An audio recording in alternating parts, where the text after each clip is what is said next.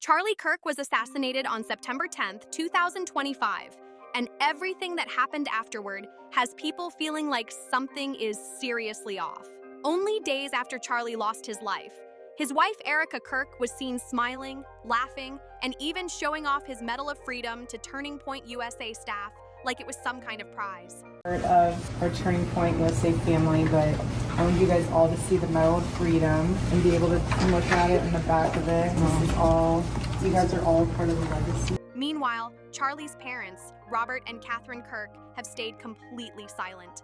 No interviews, no statements, no social media posts, nothing at all.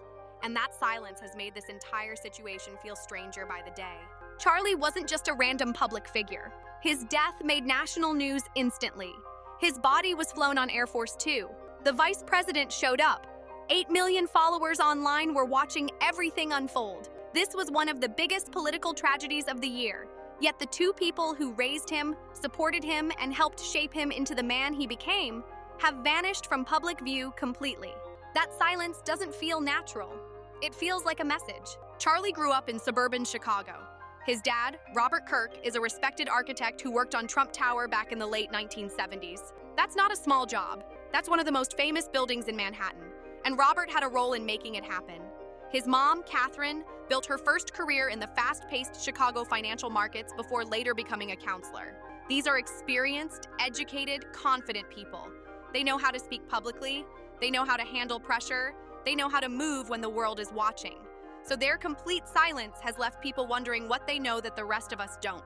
A TikTok went viral pointing out something that millions suddenly realized at the same time. Why doesn't anybody know anything about Charlie Kirk's parents? And she was right. Every news article repeats the same tiny scraps of information. His mother worked in mental health, his father was an architect, and he worked on Trump Tower. Just those three details. Copy-pasted across every outlet. No interviews, no personal history, no quotes, nothing deeper. It's like there's a wall between the public and the two people who should be the center of this story. Then the TikTok creator said something that hit hard. It's really strange that someone with 8 million followers whose body was flown on Air Force Two just doesn't have a family. And that's when people started asking the harder questions. Where are they? Why are they quiet? What are they refusing to be part of? People forget how deep the Kirk family's connection to Trump actually goes. Robert wasn't just a supporter. He literally helped build Trump Tower. That connection goes back more than 40 years, long before Charlie was even born. Charlie admired Trump publicly and proudly. He grew up in a home where politics, influence, and legacy were part of everyday life. So Robert and Catherine know exactly how powerful circles work. They understand how narratives are shaped, controlled, and protected. They understand when something feels off. And if they're silent now, that silence isn't coming from fear. It's coming from clarity. Then came the clip that changed everything. Erika Kirk, only days after her husband was murdered, standing in front of Turning Point USA staff with a big smile, showing off Charlie's Medal of Freedom. She said, "I want you guys to see the Medal of Freedom. You're all part of the legacy now." And people noticed her energy immediately. Something felt wrong. She wasn't mourning, she wasn't shaken, she was upbeat, confident, almost excited. And for a widow who just lost her husband, it didn't match what anyone expected. Now compare that to Robert and Catherine at the Medal of Freedom ceremony. Catherine looked like she was barely holding herself together. Robert's face was full of heartbreak. Their body language didn't look staged. There was no performance. It was heavy, quiet, real grief. And when you put those clips side by side, the contrast is impossible to ignore. Meanwhile, Erika didn't slow down at all after Charlie's death. Instead of staying home with her two small children, ages 3 and 1, she stepped directly into the spotlight. She became CEO of Turning Point USA almost immediately. She started hosting Charlie's podcast. She gave big speeches. She stood on a stadium stage. She launched merch. She organized an all-American halftime event with performers and branding everywhere. And the internet couldn't ignore it. This didn't look like a grieving spouse. This looked like someone stepping into a brand-building moment. Another viral breakdown called it out bluntly. This is PR. They're packaging tragedy so you feel good instead of asking questions. And the way people are told to pray, forgive, and move on whenever they ask anything deeper feels like a way to shut down discussion instead of providing real answers. Now here's where things get even messier. Before Charlie died, he was working on 2 major projects. First, he was digging into the Epstein files, pushing hard for their release and calling out ties to a certain nation. Since he died, that entire topic has disappeared from the Turning Point platform.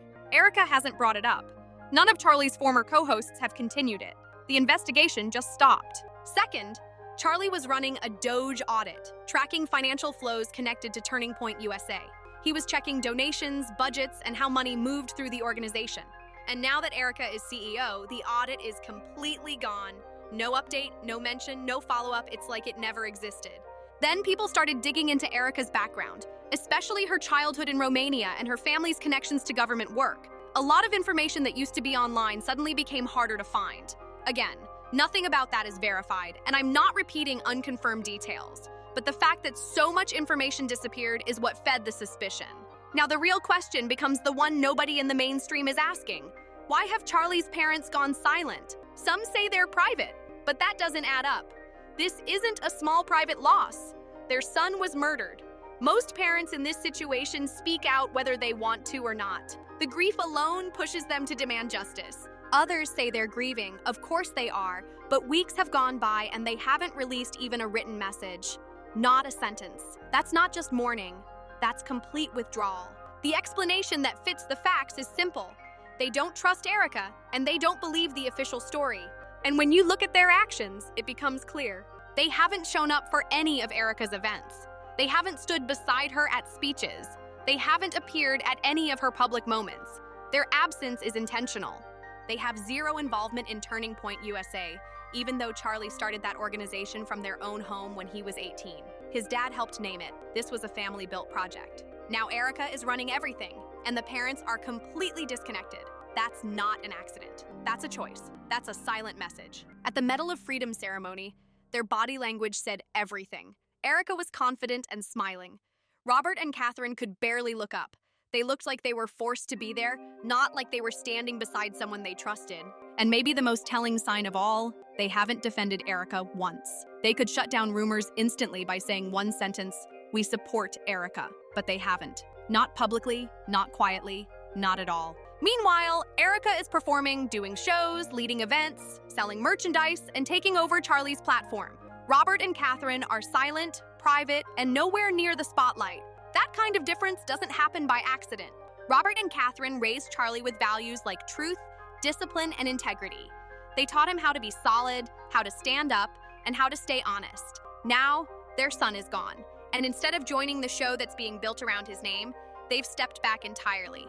Maybe this silence is their way of quietly protecting themselves. Maybe it's the only way they can show they don't trust what's being presented. Maybe it's how they honor their son without supporting something they don't believe in. Because one thing is clear, something about this story is wrong.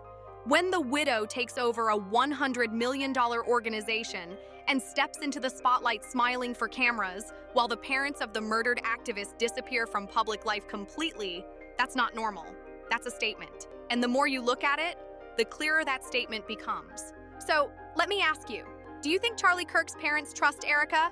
Why do you think they've stayed completely silent? And what do you believe is really happening behind the scenes? Drop your thoughts in the comments because this story is far from over. And if this breakdown gave you something to think about, make sure you like, subscribe, share, and comment. There's a lot more coming.